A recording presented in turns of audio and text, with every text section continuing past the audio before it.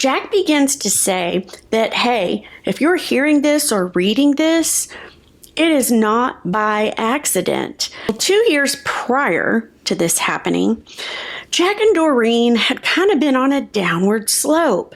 So many negative things were just happening in their lives. They didn't have hardly any money. The bank was about to foreclose on their home.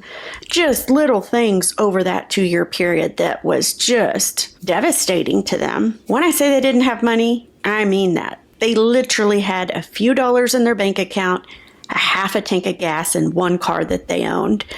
That was it. Another issue, Jack was now 60 years old. He didn't have a degree. Therefore, because of his age and that, it was hard to find a job.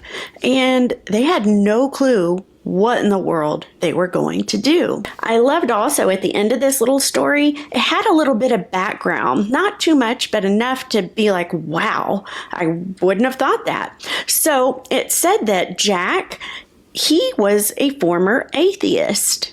He used to be involved in psychic phenomena and Eastern teachings. And he says that it was because of a statement that had been made by an atheist scientist that led him to read the Bible. And it was going to be for, scientific purposes. He was just curious. And I'm not sure what the statement was that scientist had said that triggered this within Jack, but it triggered him nonetheless. He began to read the Bible, and by the time he got through the first 4 books, he says he knew, without a doubt, God was alive. He said then 3 things began to happen after that occurred.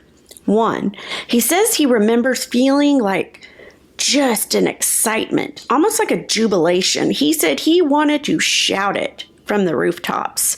And to some that might sound weird if you don't know God. But man, if you do, you would know what Jack's talking about here. He wanted to shout it that, hey man, you can have eternal life and God is real. He loves you. He says too, little miracles began to happen in Jack's life.